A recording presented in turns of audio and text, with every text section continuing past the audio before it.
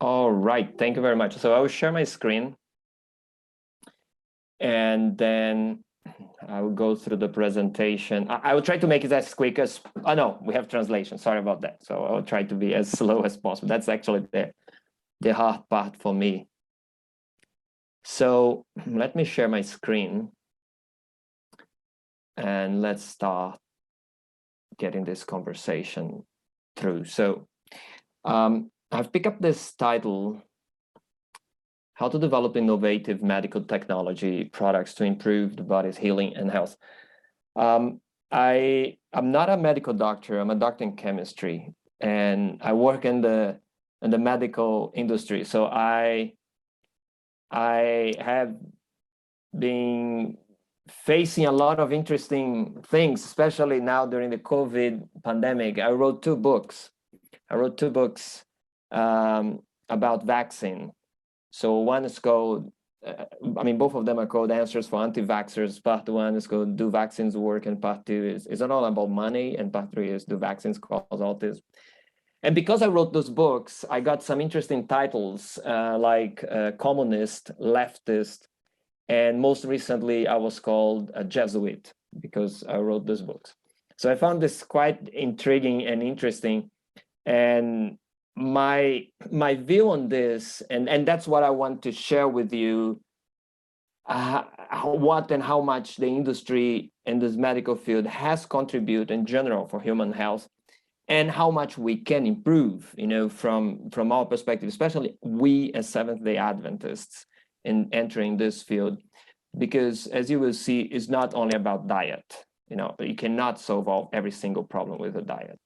So do we need innovative medical devices and drugs? And isn't our immune system able to solve all problems? So since we are talking about immune system, Oder kann ons immuunsysteem alle probleme lösen? Und dadurch, dass dus have to be les outils médicaux et les médicaments qu'on utilise, est-ce dat we heel bewust moeten zijn met onze situatie, ons immuunsysteem. En ik heb heel gezien dat heel veel mensen tijdens de pandemie hebben gezegd dat een goed immuunsysteem het probleem zal oplossen. Maar hoe komt het dat het immuunsysteem van de Indianen, Indianen in Amerika, ze hun niet hebben gered? Toen in de koloniale tijd de Europeanen naar Amerika gingen, dat ze daar dus ziek van werden. Het was heel veel van het niezen en hoesten van de Europeanen hebben meer Indianen gedood dan hun wapens zelf. En hoe komt dat?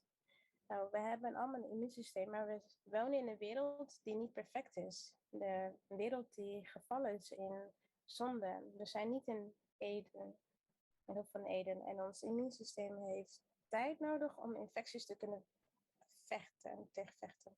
En soms hebben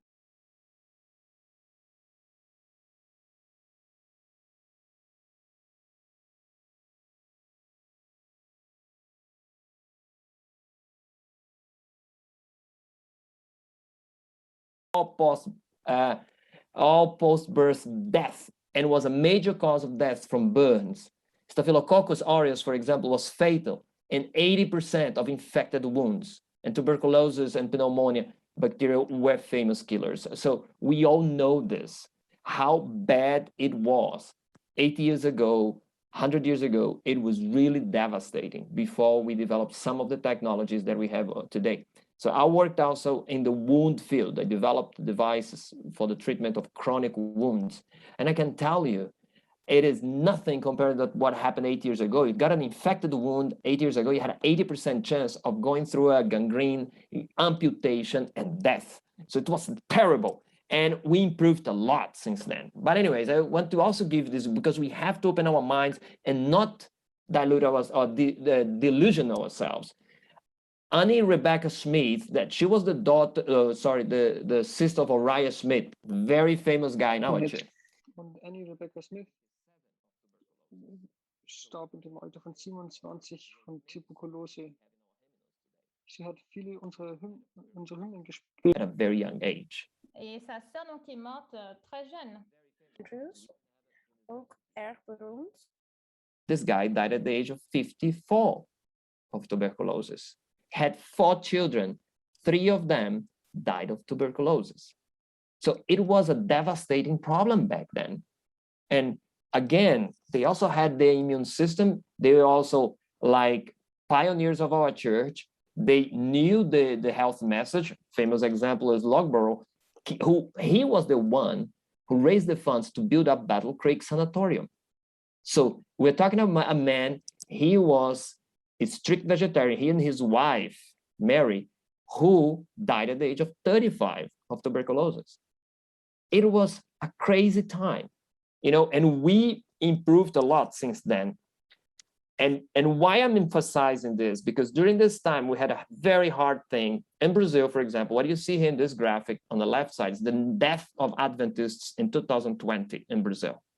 So what you see here is 2015, we had 7,397 people, Adventists in Brazil who passed away.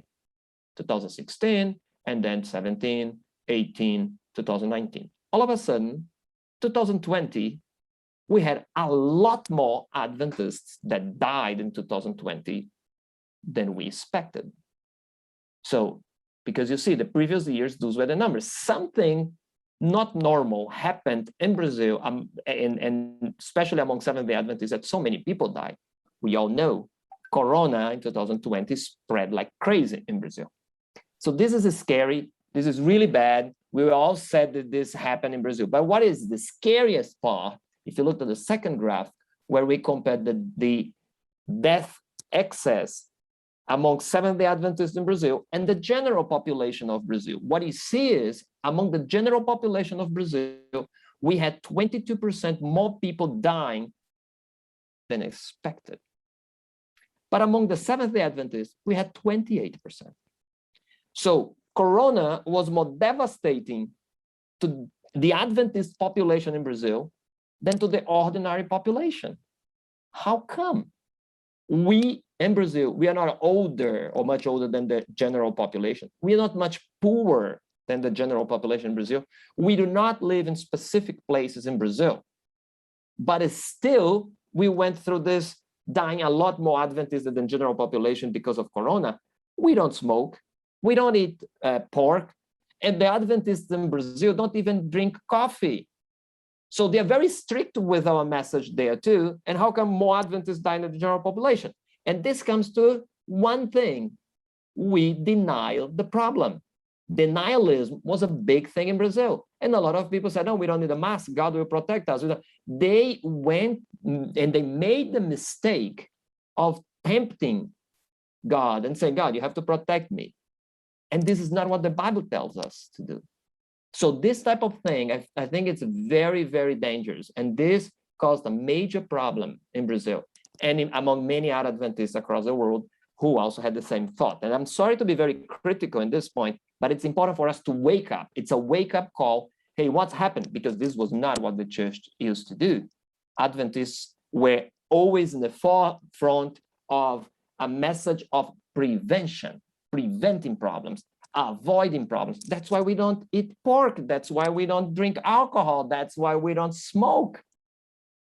that we don't have to be pleading God to heal us from our diseases all the time.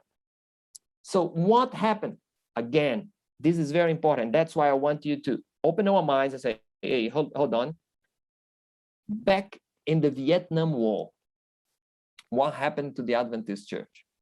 Most of you know Desmond Doss because he went to war and didn't have a gun with him, saved many people. You all know the story of this hero, this Adventist hero. But what the story you don't know is the many Adventists that stayed in the US during the Vietnam War, and they decided to join a program called White Coat.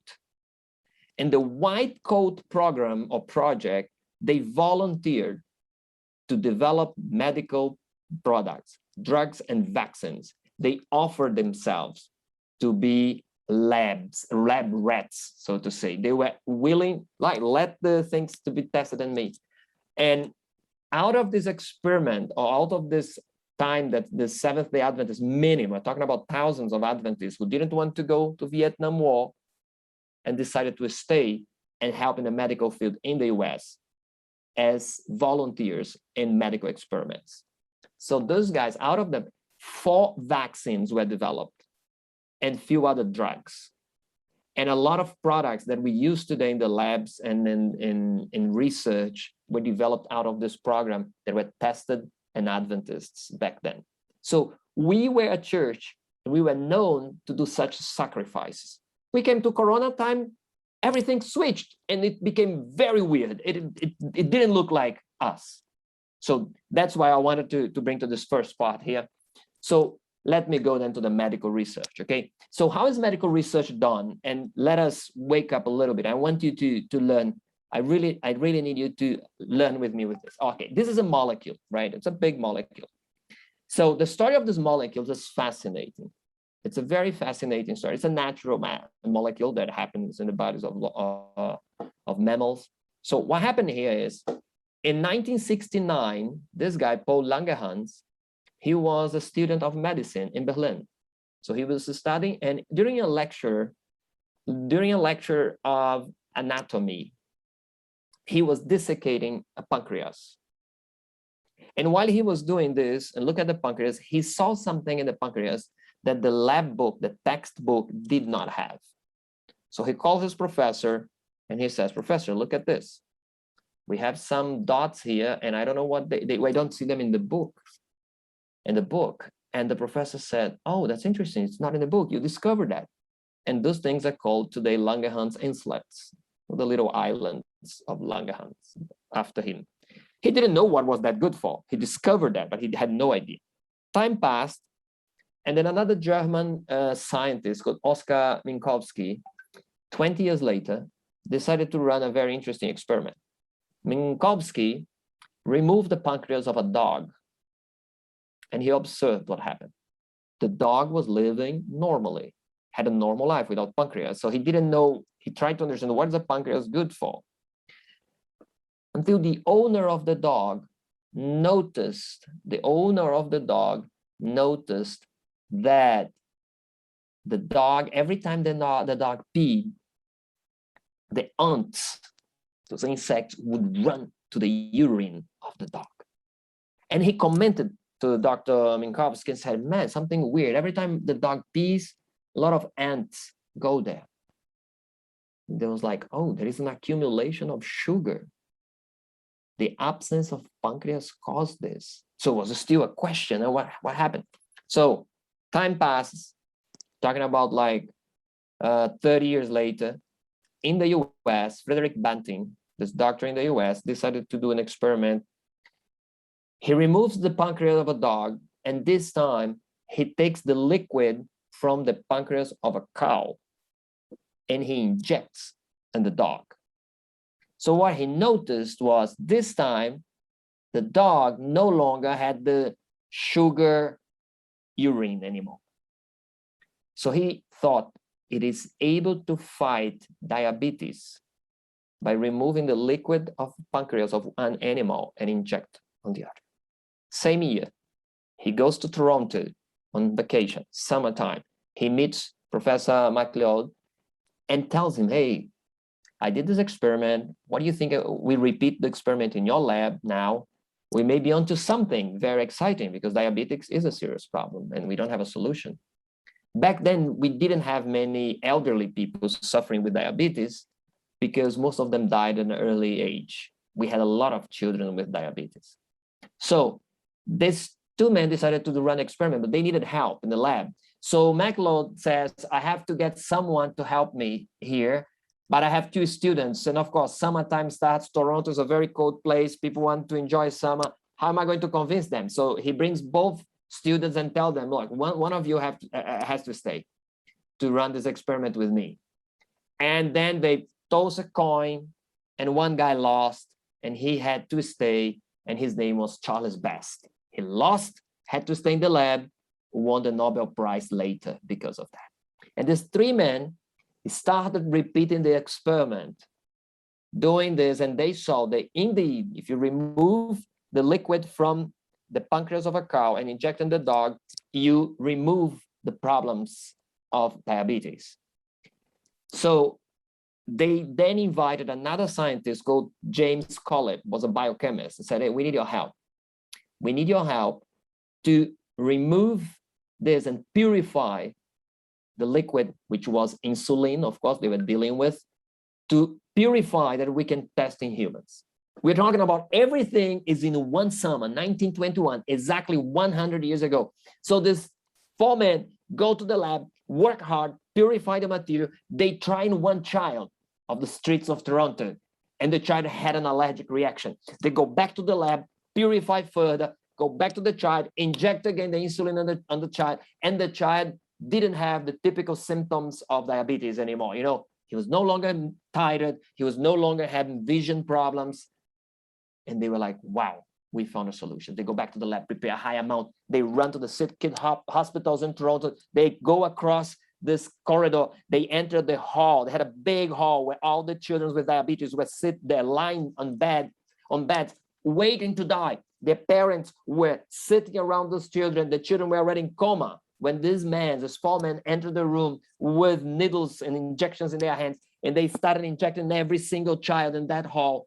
When they came to the last child, the first one came out of coma, the second one came out of coma, and it was like a big church in this hospital. People were jumping and shouting, hallelujah, hallelujah, my son lives. In one of the most beautiful moments of modern history of medicine.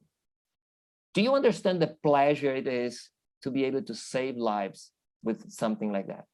Until 20 years ago or 30 years ago, the insulin that was produced in the world was based on the same technology, removing from the pancreas of animals, purifying and giving to humans.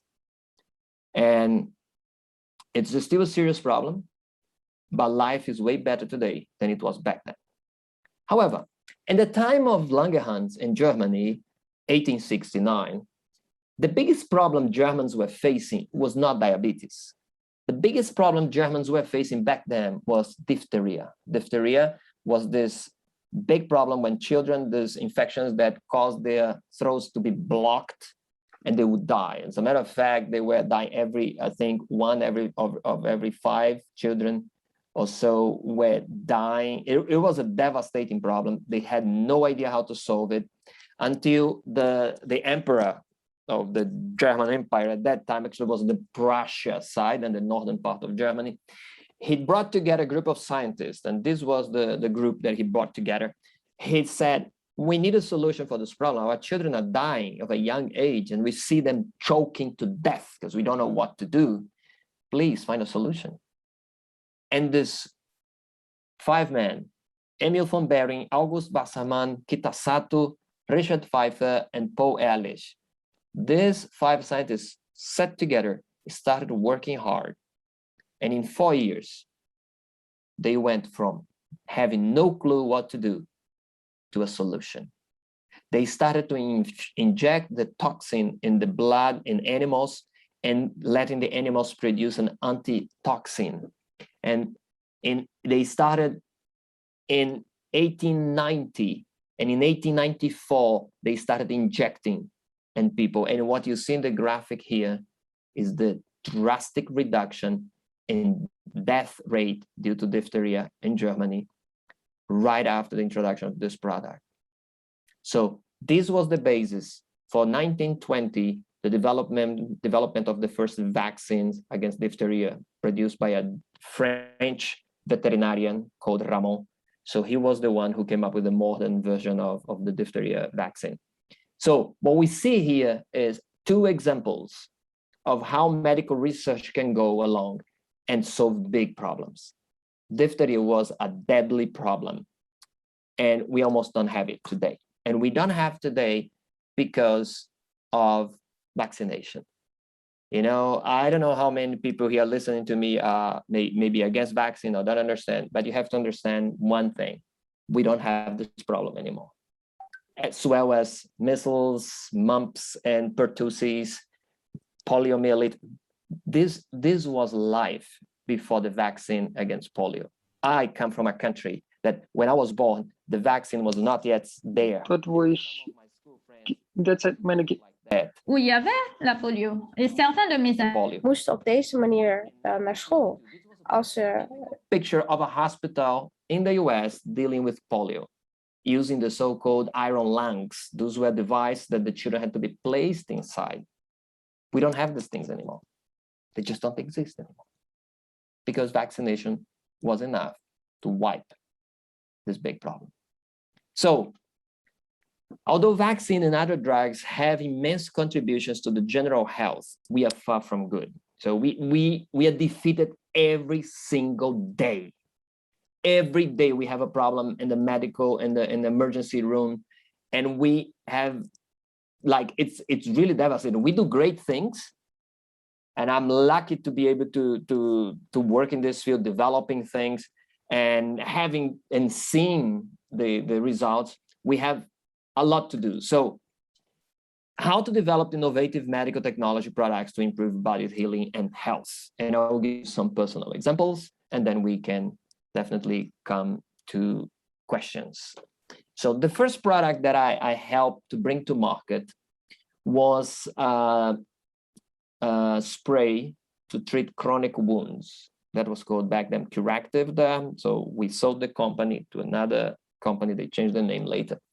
So what is the idea of this product? So if you don't know, let me just give a brief idea about chronic wounds. So chronic wounds are wounds that they don't heal quickly. They may take 6 months, 1 year, 10 years, and they may still not heal. I have seen people with wounds that were as big as this. I have seen people with wounds they developed into a situation that they had to amputate their legs. Typical problems by diabetes. Then if you have a diabetic food, if you have an infection and this spreads bacteria and it causes a big problem. So it is very common no matter which country you are. Now, I have seen this in Africa. I've seen this in Brazil. I have seen this in the US, in Canada, in Germany, everywhere. Chronic wounds, it's a big problem. It is a huge problem because we are talking about very common among elderly people. Population are living longer. People are living longer nowadays and developing diabetes and other chronic diseases that can lead or can facilitate the opening of wounds and then causing problems. So I had the privilege to help to develop this. So what was the technology behind? The technology behind was the use of a polysaccharide. Funny enough, a polysaccharide, in this case, a sugar, that has a positive charge. So what we learned that bacteria don't like positive charges. And that's why silver is able to kill bacteria, because silver has an ionic charge that will fight bacteria. So this thing is not toxic, or what we have here, because it's a sugar in comparison to silver. So, but it has a positive charge. And now, since it's a polymer, it creates a layer, a very microscopic layer in the geography, so to say, of the wound. So we block that with a film, a very thin film, which is flexible. So if the person's moving, it won't rupture. So, and we keep avoiding bacteria of coming. And then we let the body take its time to heal itself, to cause the epithelial cells to grow. Because in this specific material, we have discovered that epithelial cells like to grow on it. So that was the ideal thing. So we would fight bacteria and let the epithelial cells grow. So we were able to close chronic wounds that were open for 10 years. We were able to close in 3 weeks. And I'll give 2 examples. One example is one guy who had a disease. He was born with arterial venous malformation, which means that the artery was meeting the vein. Blood was mixing there and causing really ugly wounds to be open on his face. So actually half of his wound, of his face, was a wound. For 3 years, he didn't get out of his house because of this problem. Doctors had to go there and treat, was infected and all things. It was a horrible thing. He had tried everything, nothing worked. And you may think, why didn't he change his diet? Because there was a malformation. Things were attaching together. There is no diet that can change this, unfortunately. And in his case, even surgery was not solving. So what happened is, Entonces lo que pasó es, este chico trató este producto y después de 2 semanas su herida sangró. Y él dijo, gracias por haberme dado el mejor medicamento de mi vida. En otro ejemplo, un señor anciano que tenía diabetes, que tenía una herida muy seria, les escribió, dijo, les quisiera agradecer porque finalmente mi nieto puede jugar conmigo. Entonces, él no había tenido el privilegio de jugar con su nieto por mucho tiempo porque la herida olía mal, estaba ya podrida. Entonces, esto les ayuda a dar la curiosidad.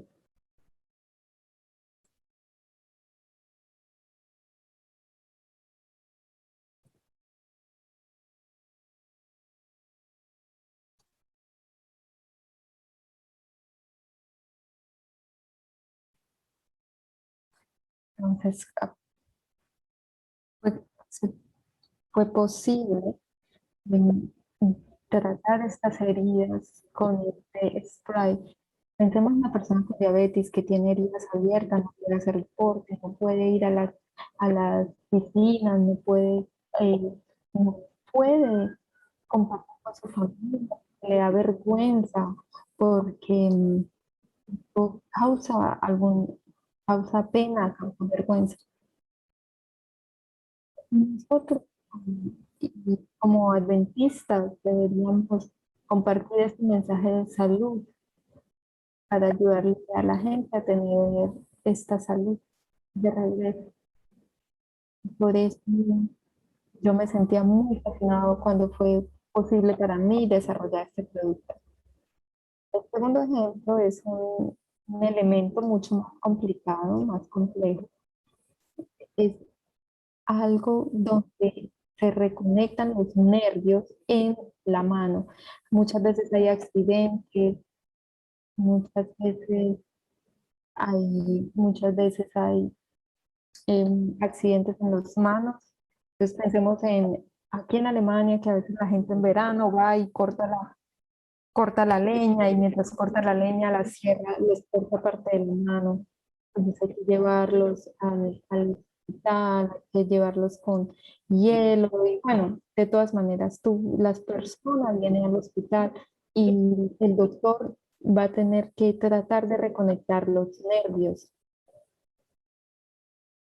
Y entonces en el sistema perinovial, no sé cómo se dice, periferal del sistema nervioso, se reconectan. ¿Y cuál es el problema? Que si la distancia entre el final de un nervio y el otro es muy larga, el doctor va a tener que remover un pedazo de nervio en el cuerpo que permita que sea conectado.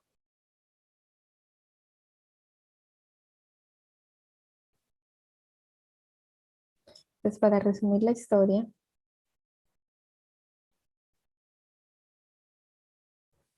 nosotros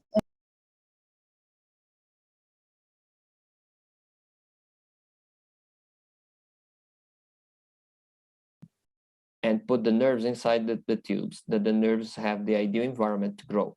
And you are holding the nerves in the right direction, because if you don't have something that the nerves will not reconnect, they will not find themselves.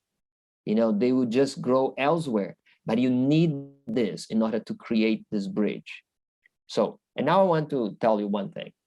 We took over 6 years to get this device ready and tested and everything, and we brought to market.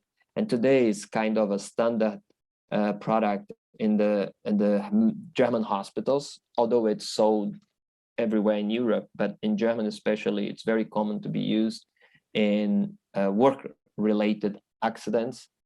Then a doctor came to us and he asked the question. He said, wow, you have done this to heal for the peripheral nerve in the hands. Are you able to develop a different design for another nerve? And that's how we came up with a new company, and we solved a big problem for men. Prostate cancer is, it's like the breast cancer for men, let's put it this way, because as breast cancer is scary for women, prostate cancer is scary for men. Breast cancer is scary for women because she has this fear. When a woman hears, when a woman hears that she has breast cancer, she's not afraid of dying. She's afraid of losing her hair, and then may lose her breast. And then the third thing is she may die. Because with the advancement with technology, breast cancer doesn't kill as much as it used to kill 30 years ago. 30 years ago, if you heard you had breast cancer, it was a death penalty. Today, it's not the case. The side effects are still a problem. I will talk about that soon. But in the case of prostate cancer, the biggest fear here of prostate cancer is because the best method is removing the prostate.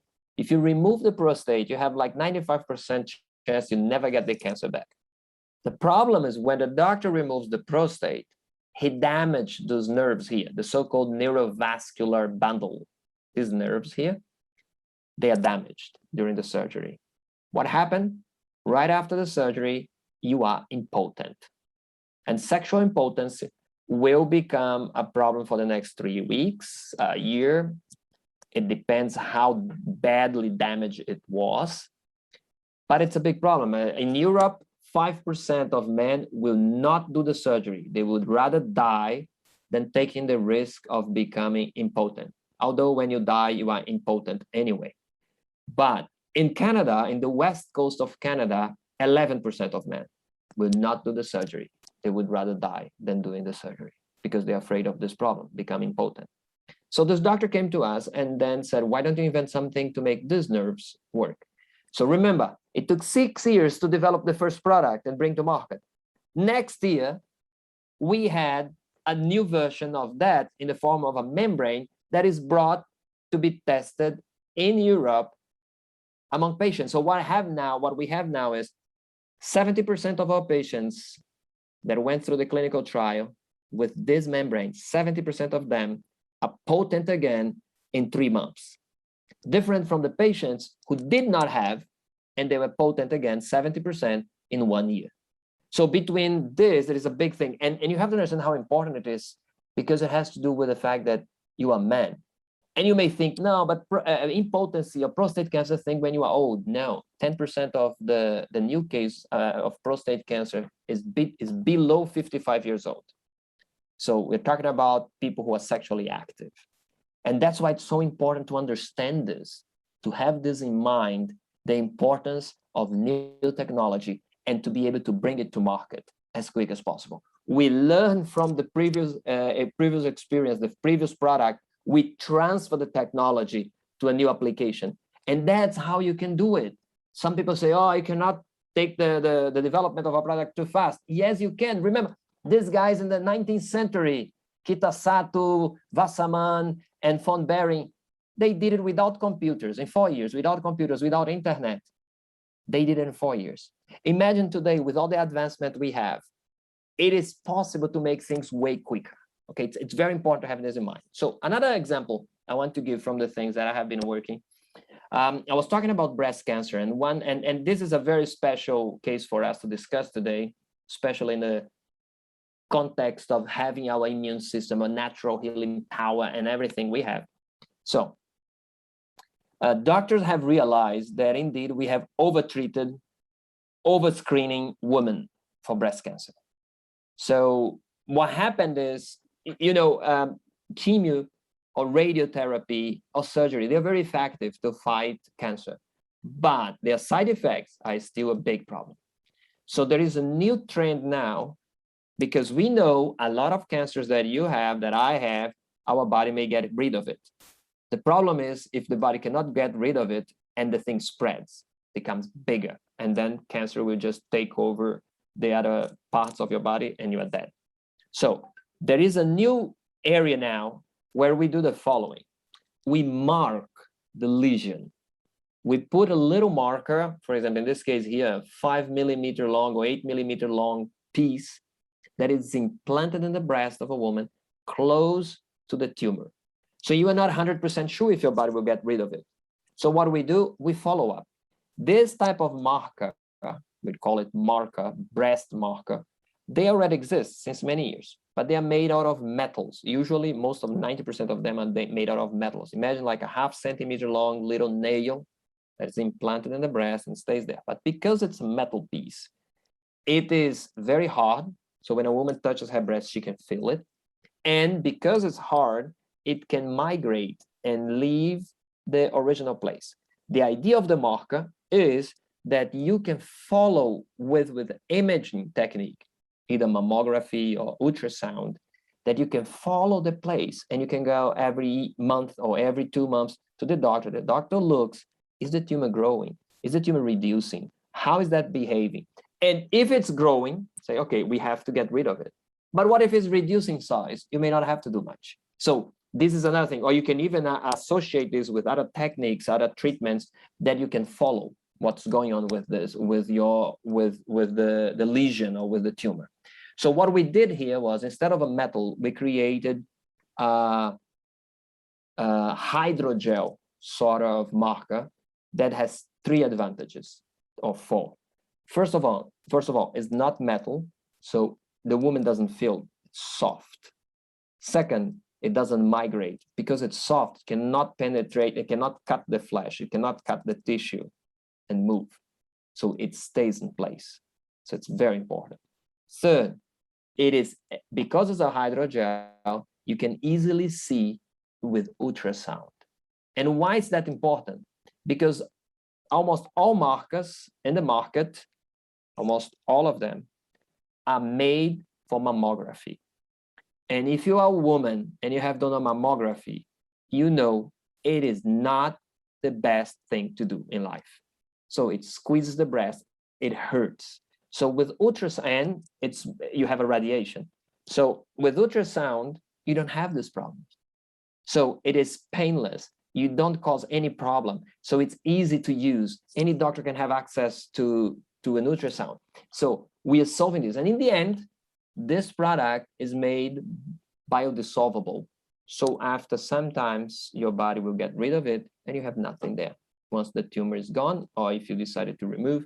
So this is the type of technology I work with. This product will come to the market most likely in 8 months, 1 year from now.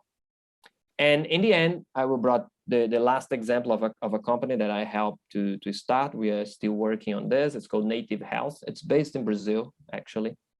So what is the idea? And this is a good thing to talk about, because you probably heard that the corona vaccine is magnetic and attracting the coins and gluing on the skin, which is not true, because I am on the board. I'm one of the founders of a company that has magnetic nanoparticles, and the ones in the vaccine are not magnetic. And I can tell you with 100% assurance. First, because magnetic nanoparticles, they are made of a magnetite. It's a dark little thing, as you can see here. You see the liquid here that is attracted by a magnet. It's very dark. In this case, you have a very low concentration together with the drug, And the idea of this product is the following. You can either inject in the body and attract with a magnet to a specific position. But this magnet is a tomography. It is not a coin that you think that you can glue in your arm. This just doesn't happen in reality. This doesn't happen. You need a tomographer. It is a huge machine with a huge magnet that attracts the particle to concentrate in a specific place. And in there, you can make the particles move inside the cancer cell. The idea is that the particles are swollen by the cancer cell. And once they are inside, we will then apply this changing polarity sort of magnetic field. We make the particles move. And once we make them move like that, temperature rises. And cancer cells are very sensitive to change in temperatures. And that's how we can kill the cells. And there is a company in Berlin called Magforce. They use this technology to fight cancer. The differentiation here is that we can encapsulate different types of medications that can be delivered, and we release them to the place. We not only have the movement of the particles, we can also make a medication be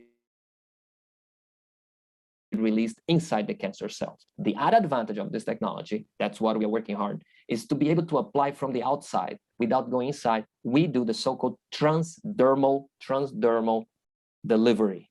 The idea is to apply the magnetic field from the outside and make this field go inside with the medication and everything through the skin and get to the cancer to concentrate in a specific area. So that's why I believe those are ways that we can use very advanced technology for the good of mankind. This is not evil things. It is good. You have to understand that when God told Moses and the Levites how to deal with people with leprosy, for example, it was keeping the distance. It was using hyssop. You know, it's a plant. Hyssop is a plant that contains a bacteriostatic material. So God was giving instructions in this field. God told us to wash our hands. So if we would rely in our immune system to do all the work without us collaborating, God wouldn't have to tell us, hey, wash your hands when you touch a dead body. Hey, don't touch an unclean animal and such a things. And God gave us wisdom to work hard and develop new technology. You have to understand. Loma Linda, for example, was the first hospital to do a child heart transplant. Loma Linda uses proton as a means of treating cancer. 100 years ago, or sorry, 120 years ago, Ellen White used X-ray to treat a skin problem, which was a radiation, and it was very bad back then because nobody knew exactly the strong energy that was associated with it.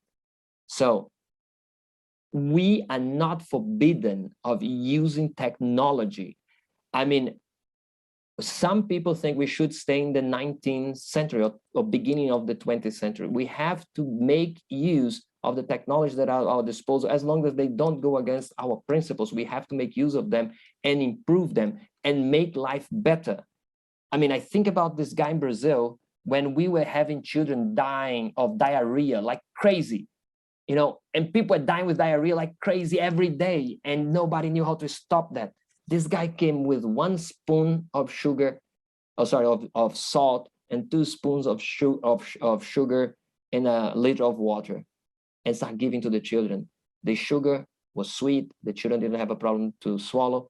The salt was holding, because of the chlorine, was holding the water inside the body, and he saved millions of lives. So we are here to contribute. We are here to think hard and come up with new ideas. Because, I mean, you know, Charlie Brown said once, someday or one day, we all will die. And Snoopy said, true, on all the other days, we will not. So let's make something awesome out of it. Let's make something great. I mean, let's contribute to humankind. There are many different ways. And don't deceive yourself thinking that we can only use the things that were created 100 years ago. That is not true.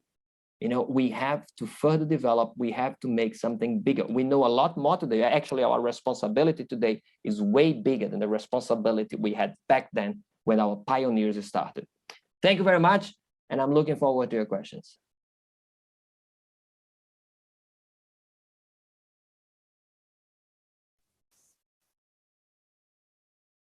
Thank you so much. I will now unmute all the participants. If anyone has a question,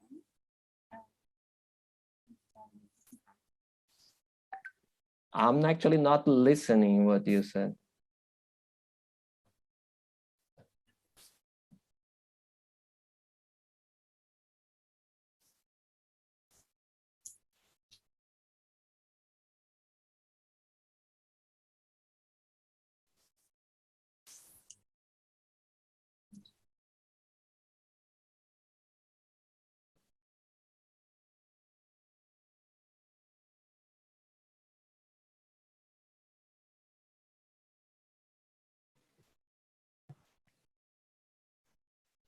Is there still a question on the road, or can we ask something? I think you can start. I didn't see any other questions. Okay. Yeah, thank you for your presentation, Rivelino. I have a question. I had some experience as well with some gangrene and wounds which did not heal. And I do not understand the mechanics behind, but maybe you can give me some more details. I learned that sugar is very good. You told as well you use this ionic saccharide or something like this. I learned just, or I used simple things like we did hot and cold on this wound to increase blood flow. We added sugar and it melted, and you add more until it stopped melting. And we slapped on the wound until it starts bleeding. And my experience was, so one, he had 5 times surgery on the foot and it got worse. And we did this for about 2 weeks and it healed. I mean, for complete healing, it took about a month or something like this, but it closed. On my grandmother, there was something similar that I tried to prepare the wound. And I told my mother to do this hot, cold stuff, and it starts closing. And there was another one who was paralyzed with a wound like this, and we did as well with this sugar and hot, cold, and it closed as well. And my grandfather, he went to hospital, and they changed and did a lot of stuff. They did surgery. They even added some mother, how you say that? Yeah, like this small yeah, there's insects. Yeah, insects who eat the flesh and everything. Yeah, they but eat at the the dead end, flesh. they had to cut the leg. And yeah, it was hard to see because I had the other experience, but he went this way. And I mean, everybody has his decision, but what's your experience with this? So I learned that this simple stuff, increasing blood flow, adding sugar, and somehow bring the wound to bleed, that's very simple, and it's healing. If the product you mentioned, is this available for doctors, or is it something, for example, if you go to a mission trip, is it something, because I saw it many times, stuff like this, and maybe it's helpful, but is it possible to get something like this as a non-doctor, or how is that available? I mean, starting with your experience, it's a very good thing you said like sugar and this bleeding. What you did is you, out of a chronic wound, you created an acute wound. And once you have an acute wound, you have a stronger immune response, blood flow, and all those things have an impact for sure. You know, there is no doubt. And this thing they really help. And one of the things that you did, which causes most of the case to work well, is have this one-to-one experience. On the large scale, we can't do this. Mm-hmm. We can't have one nurse for one patient alone. So if everyone in the church would be mission workers, would be a different story, but we don't have this possibility. So what you did is offering the patient this possibility. It already improves the chances of being healed by a lot. You know, having this one-to-one session, you are showing love, you are caring, you're praying with the person, all these have an impact. On the regular schedule of a hospital, this doesn't happen. A nurse, I would tell you example why this product didn't become a market success. We never made millions out of this because you need 90 seconds to apply. And it's too short. It's for them, it's too long for the normal nurses. They don't have 90 seconds to stay with the patient. They have to remove, close, and go. And this was a big problem for us. So we sold the company. I don't know if they're still selling the product in the market, but it was available in the German market, you know, until a few years ago, but I don't have contact anymore. What I did though, is like I got a call from a missionary from England who was going to India, to a leprosy hospital. And we sent to him boxes of the product. So he took with him to do this work. And later we got a nice letter from the hospital talking about the experience closing wounds of people with lepra. Because, you know, in case of lepra, the wounds are open also like crazy. So, but the idea that you had, that you use, it has, how to say, there is a logic behind. It really could have an impact. The issue is only how to make this scalable, right? And on a larger scale, it's very hard. It's very complicated to have this one-to-one. I was in England. Zweimal in England. Ça, par contre, c'est plutôt compliqué. J'avais été En Inglaterra tuve la oportunidad Het verdedigen voor een bestuur van verpleegsters. And he said something interesting. He said 90% of chronic wounds don't close because they are wrongly treated. So people use the wrong products, and it demands a deep knowledge of that. And what I wanted to say is, I'm not saying this product that I invented is the ultimate product, and I'm 100% sure other products will come out there, and we do need. But the biggest issue is, I don't know, with your grandmother, did it stay closed forever? It never opened again? Because if she had an underlying cause, this usually opens again. Yeah, her foot got well. I mean, the other one I told you with this 5-time surgery, he has diabetes. Yeah, that's tough. Yeah. And I mean, at the beginning, he didn't even have feeling there. When we start treating, he got pain, and I told that you have at least pain. That's a good sign. Yeah. Yeah. And of course, we told him to change diet and everything, and he got improved. But the last thing I heard that it opened again. But this was a very hard case. I mean, it was deep, and he didn't want to go to hospital because he know they will cut his leg this time. Yeah, I also had the experience that once I was sending the product, meanwhile, till the customs open or let the product come in the US, they had to amputate the leg of the guy. But again, that's what I'm saying. We still have to improve a lot in all areas. In cancer, it's a bad things. I mean, what we have now is, for example, new technologies that are coming against cancer. There is one in Switzerland, where you are. It's an interesting startup. They use electrical field, not magnetic. They use electrical field. And it's a very interesting thing because they can focus exactly. And I saw like beautiful results out of it. And like side effects is close to zero. Very nice technology. And the other one is, you do a chemo, you reduce the size of the tumor. Meanwhile, that's another technology that we have in Europe, several places in Europe. You reduce the size of the tumor. At this moment, while you are doing this, you make a genetic, you make a genetic picture of the tumor, and you create a specific vaccine for that tumor. You inject in the patient, so the immune system of the patient get ready to get rid of that tumor. So when the tumor tries to grow again and your immune system goes there and attacks, kind of an autoimmune therapy. And how did the autoimmune therapy started? And that's why we have to be open in this sense, not to be afraid of new technologies, and to think that we that work in the pharma industry or the medical, they're all evil guys like, let's kill everyone, we are the devil. No, it's not like that. It always started, this autoimmune therapy, it started in the US in the 19th century when a German immigrant, this German guy, was living in the US and he had a tumor in his arm. And every time the tumor opened, like the tumor showed up in his skin, he went to doctor and the doctor would do the surgery, just remove the wound. It was a skin cancer. So to remove the tumor, It was a skin cancer. So one day he came to the hospital, and he did this every year.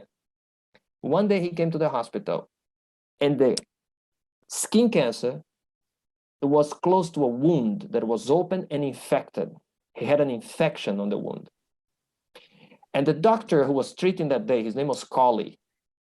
And Colley looked and said, I can't do the surgery. It's too large, it's infected, pus everywhere, bacteria everywhere. I can't do the surgery. Please go home, wait until the infection reduces, and then we do it. The patient goes home and never comes back. So Dr. Colley tries to find out the patient, to find him, and says, well, where is this guy? What happened to him? Did he die? So he finds this German guy working there, had no more cancer. And he says, what happened? I mean, every year we had to do the surgery. Now you have nothing. And he postulated, would that possible that the infection led to the healing? We had one case during Corona time of one woman who was healed of cancer after having Corona. And this opens up our minds to the fact that sometimes an infection can bring a big blessing. And that's what happened to this guy in the US. The infection in the wound led the immune system to fight that, get rid of the infection, and got rid of the tumor at the same time, of the cancer. So Colley, Dr. Colley, started making like vaccines with dead bacteria and trying to inject in patients with cancer. Half of the patients died, but the other half were healed.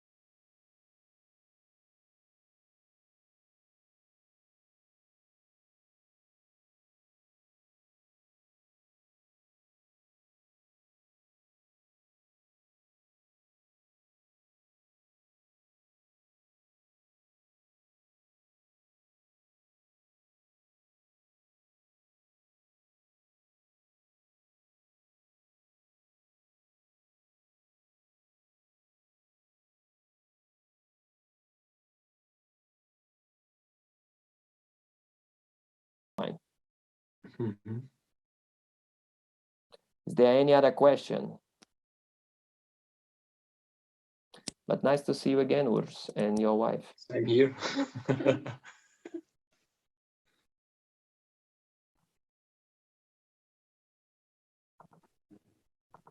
There is no more questions, so we can keep Maybe talking. one more question. Yeah, please, Colin. Well, it's a continuation of what you said about cancer. Since cancer is usually with unstable genomes, if you sequence a tumor, you might have a few genomes in the tumor, and it might be, evolving really fast because of the activation of transposable elements. So in such cases, are the autoimmune approaches applicable or in more stable genomes of cancer? So, Colin, I'm not an expert in autoimmune treatment, so I don't know how, because you are right, cancer can mutate very fast. It is complex. I remember having a lecture once, and the professor said it's a killing machine. It can, just to give an example, 20 years ago, we thought the tumor, the cancer cells, would grow in the direction of blood vessels to suck the blood. Now we know that it doesn't do this. It sends signal to the blood vessel and tell the blood vessel, come to me and bring me blood.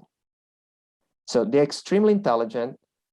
There are even theories that say that cancer cells, some cancers can have satellite little cancers in different places, that if you try to kill them, the headquarter, if you try to kill the main cancer, it sends a signal to the other one to activate and release like a cascade and get a metastasis. So to your question, I don't know what is the best way or how to deal with this. I definitely don't know. I know it's a complicated thing. The best thing against cancer, what I tell everyone is don't get it. Don't get the cancer. Do everything you can, be healthy as much as possible, because we know that a healthy lifestyle helps a lot.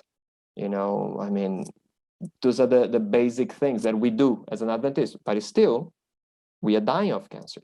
A lot of Seventh-day Adventists are suffering from this, and we have to be careful that we don't put the load of this responsibility on the shoulders of everyone, that if someone develops cancer, he starts thinking, what did I do wrong?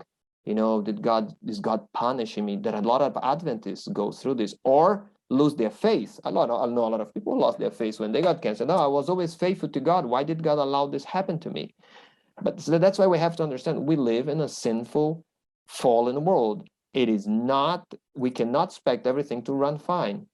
I mean, the same way that I know a lot of people who were vegans and never smoke and never drank and or whatever, and they got like all of a sudden they had Alzheimer, and then they boom, died at age 50 something or 70 something. So you were like, what happened? What did we do wrong? Right? And we shouldn't be that strict on putting all the load on our lifestyles, because the same way you probably know people who smoke since they are 15 years old and they are 90 now and they're still alive, never had a problem. That's crazy, right? But this happens. So we have curves, normal distributions.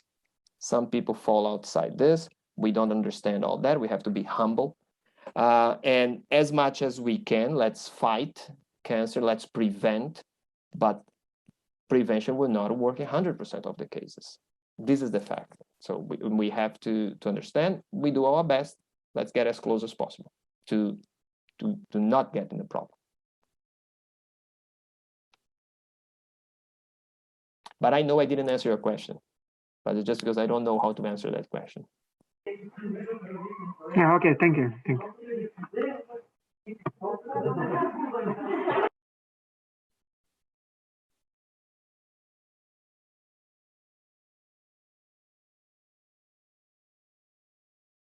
But you guys feel free to ask. Don't be shy.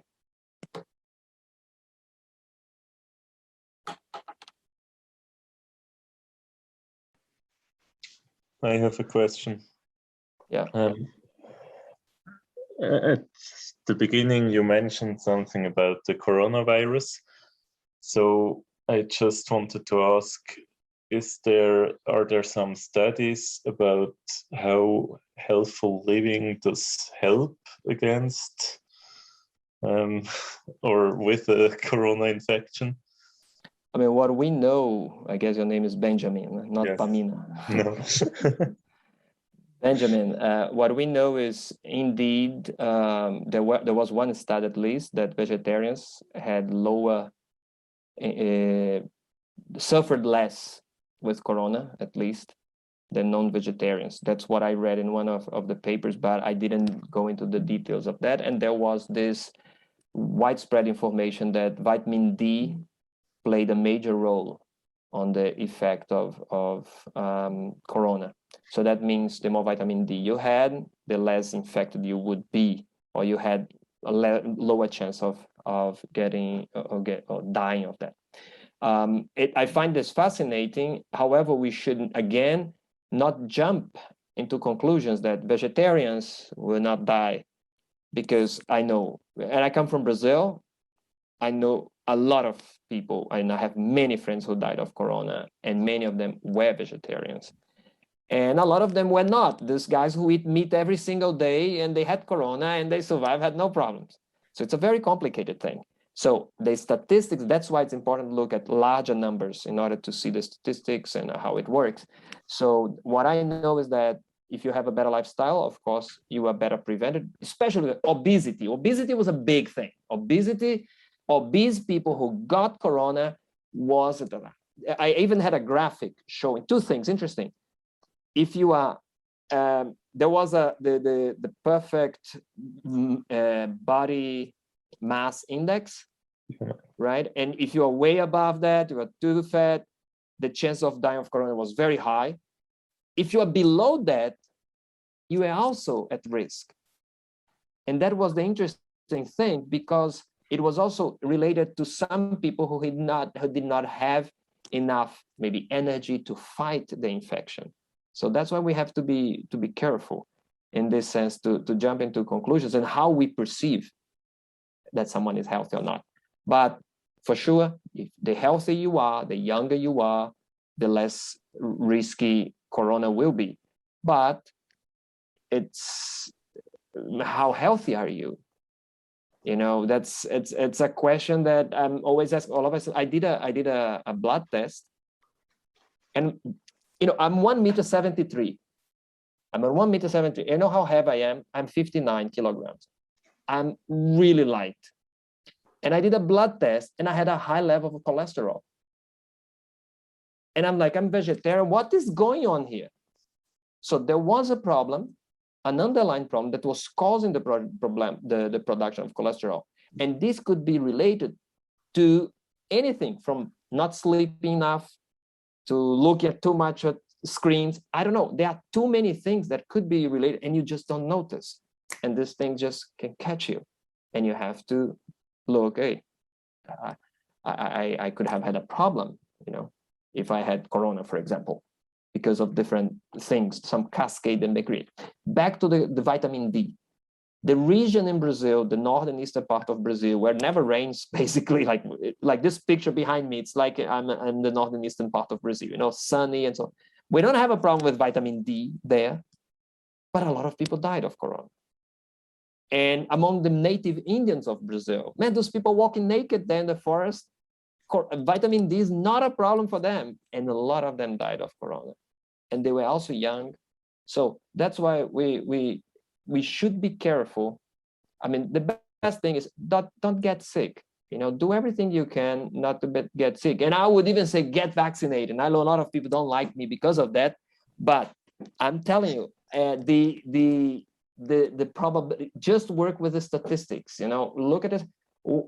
One presentation that I like to make a lot is that when I'm talking about creation, evolution, I'm talking about statistics, and I show, you know why I don't play lottery, not because it's a sin in our view, but it's because it's stupid. It is stupidity to play lottery because the chances of winning are so low. And then there is a mathematician that said lottery is a tax on people who are bad in math. They don't understand the statistics and how it works. And they're like, if someone won, I may win as well. And that's why we have to be clever enough. Look, why don't we eat meat?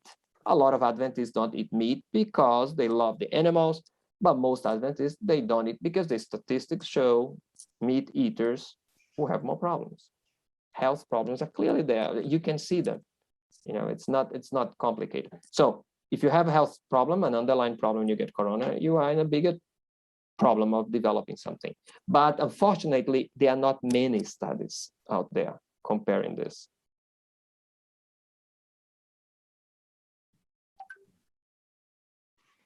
Thank you. You're welcome, Benjamin.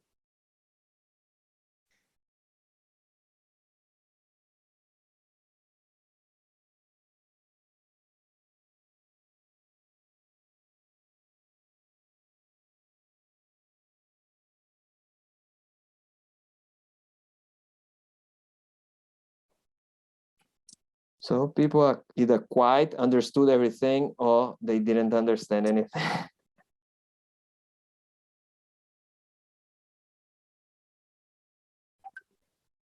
Yeah, I mean, I would have another question. Maybe it's a personal one. You may not answer it. You told that you have this cholesterol, and I know somebody as well.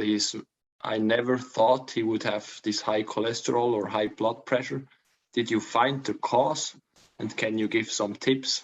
Or is it something you didn't get deeper? Or I mean, the crazy thing is I don't have a high blood pressure. I have a very low blood pressure, actually. And then there was a spread. And the scary part is this production of cholesterol. That was what was scary, because it was high. But then a specialist I went to talk to, and he said, well, it's high depending which study you look. If you look into the US studies, your numbers are below the average. You are doing quite well. So, but to some areas that was high. And the issue that I had with this was it could be caused because of some sort of cancer. That your body is producing something else that because of this crazy cancer. And so that's why I went deeper in this thing, because I wanted to see, do I have a cancer? Because I can have, any one of us can develop, and we have to be open for this. It can happen to us, so you have to be prepared. So thanks God, I don't have any cancer. But, and the doctor just told me, no, you belong, and he was telling me, you belong to this class of people that have this high level of cholesterol, but it's not a problem. For some people, they can have this. It's just like we have the normal curve distribution. Some people are here, some people are there. So that's why, I mean, in the end, I was fine, but until today, I don't know why. Is it a genetic thing? I have no idea. It's very strange. Of course, I have no idea. And I cannot say, I don't even know what to say. I mean, be like me and get more cholesterol. I'll tell you another thing, which sounds crazy. I have a friend here in Germany. She has an intestine problem. So in her problem, the intestine keeps growing. It never stops growing in her case, which is crazy. And the problem is that it can be, and she's a Seventh-day Adventist, like done everything right, but she has this rare disease. And the issue is, and she should never be far away from a hospital. So she's not allowed to travel too long in a plane. She always has to be like just a few hours from a hospital, because at any moment, her intestine can just twist and block. And she has to run to the hospital and run into a surgery. And now comes the crazy part, because I talked to her once. I said, what about changing the diet? She said, yeah. And you know what happens? If I change, if I do everything right, it gets worse. And she said, it's better for me to eat McDonald's than to be a vegan. And this is insane. There are a lot of things we don't understand. And I know, because I mean, I've been in the church since many years. We like to have this very clear black and white picture. We like to have this. Wir mögen dieses Schwarz-Weiß. And unfortunately, it's more complicated. There are a lot of gray zones in between black and white. There are a lot of things that run in between, and we don't have all the answers. Some answers are complicated. We have to accept them. This is how it goes. Yeah, and that's interesting as well, because Ellen White, for example, tells not to eat eggs or not many eggs, but to some, she recommended to eat eggs. Yeah. As a remedy. And it's difficult to always take what she says out of context and make a rule out of it to stay healthy. And other people tell, she is somehow contradicting, and to somebody she tells this, or to somebody something else. But I guess it's because of this complexity. It is very complex. Human body is very complex. Any technology, and I mean, I'm really impressed with the books of Ellen White. Every time I read, I'm shocked at how such knowledge and wisdom she had in order to write all those things in a time that ignorance was the normal thing. Just to give an example, at that time, when she was suggesting of eating raw vegetables, at that time, there was a case in I think, New York. One guy tried to commit suicide by eating a raw tomato. So he took the tomato in front of everyone. I will kill myself and I will eat this tomato now that I didn't cook. So but what was the reason behind? The reason was actually contaminations from the water that was used to clean the vegetables. If you didn't cook the vegetables, you were eating a vegetable that was probably poisoned by the water that was contaminated. And that's why in Germany, everyone was drinking beer, because it was way safer to drink beer than drink water back then, because water was always contaminated. But in the case of beer, you had some alcohol that was killing some of the bacteria. So, and that's a very complex thing. And if you take Ellen White out of the context, you can make a big mistake.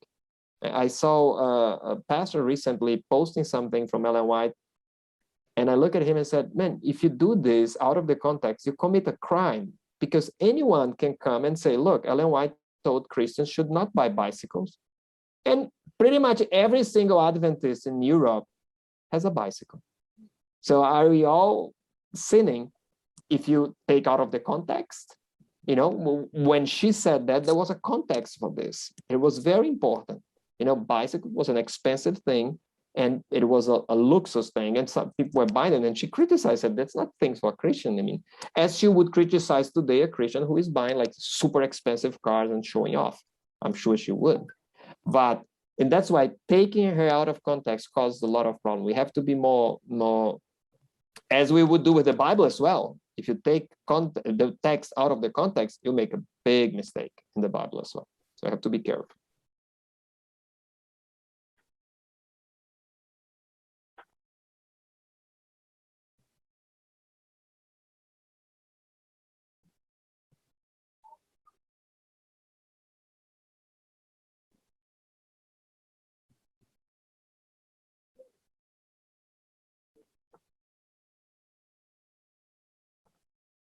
It doesn't look we have a lot of questions.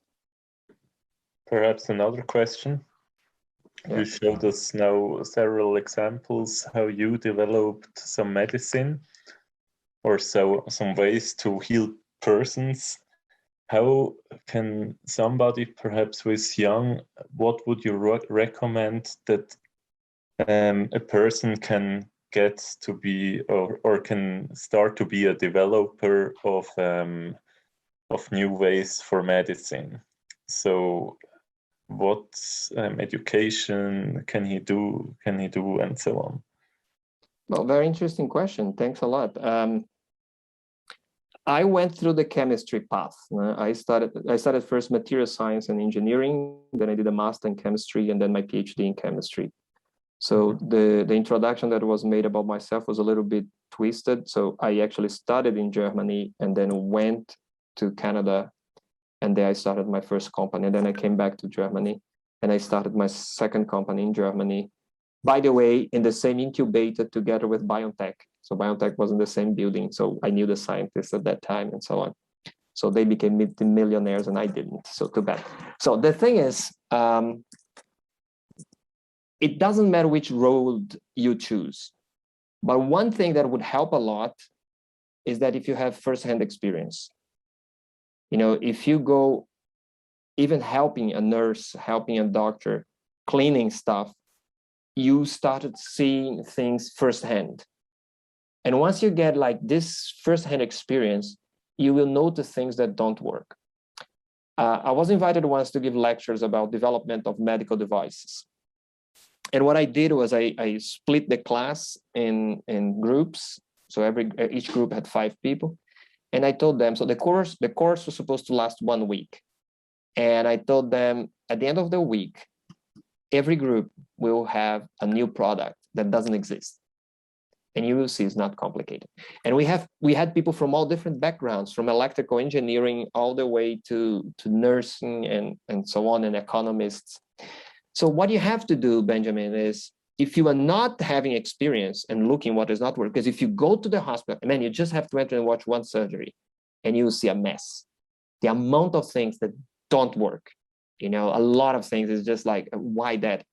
Every time there is a pain, there is a need, and we have tons of things to develop. So in my specific course, what I did is call a nurse or a dentist, call a doctor, a friend of yours, and ask, what is not working well? And then the guy will tell you, man, this type of thing doesn't work. This one always bleeds, and I have a big problem with this and that. So that's the beginning, right? And then I would recommend, because it doesn't matter really what you study. It can be physics, mathematics, chemistry. It doesn't matter. Anything can have a use in this field because we have a lot of things to be solved. Problems from the initial idea to the development and production later. We will need skills in different areas. So you can either go to a hospital, a mission trip, helping people. For example, I went to Rwanda once, and you see the amount of suffering. And sometimes they are very simple to solve.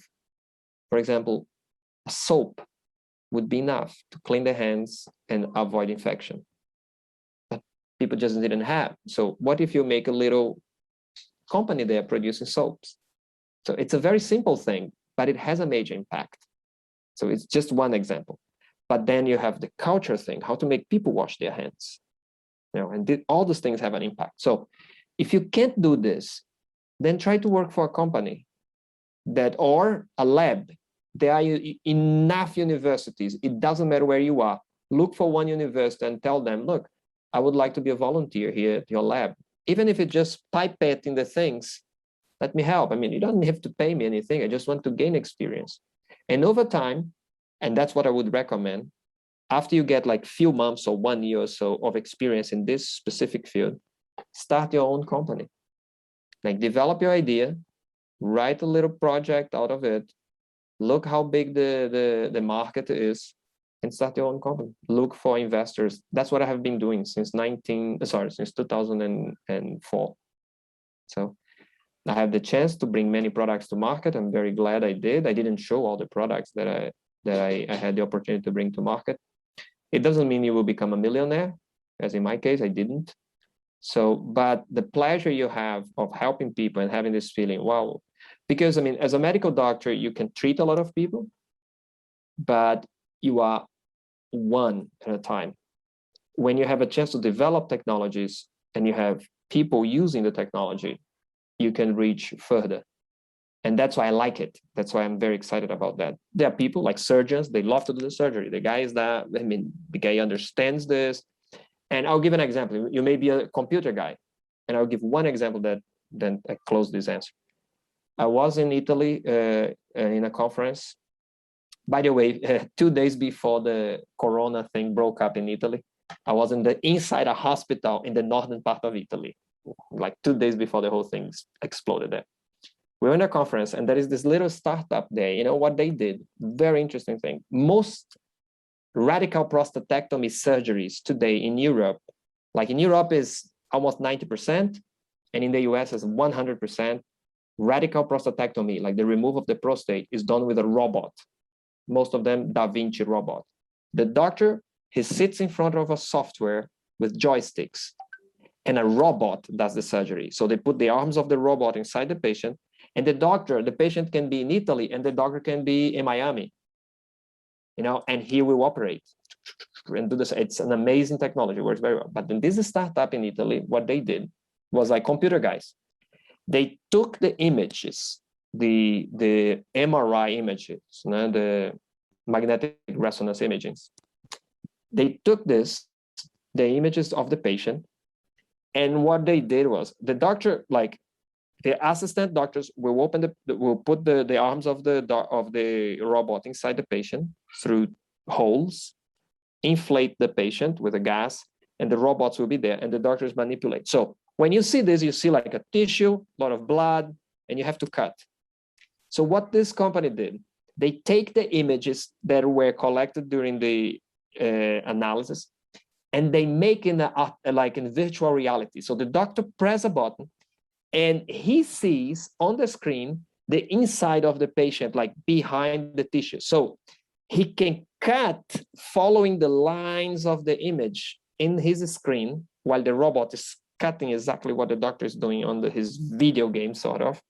And this startup is providing this. It's just imaging technology that the doctor does not cut somewhere wrong. Because when a doctor is doing the surgery, he needs a very good knowledge of anatomy. But you know, some anatomies change a lot. And that's why when you have a software that has the exact anatomy of this patient, and you can make the image and the doctor will start cutting following the lines, the chances of a mistake drop dramatically. Because even using a robot, you can still make mistakes. And I have seen them happening, that the doctor is doing the surgery and he's cutting somewhere wrong, starts bleeding. So he has to use another arm of the robot to stop the bleeding. So it's a very messy thing in medicine. So Benjamin, it doesn't matter which field you are, you can always use in medicine. I mean, even philosophy, you know, to ask questions. How can we improve things? And why don't we do this way or that way? Asking questions are very important thing, knowing how to ask the right question.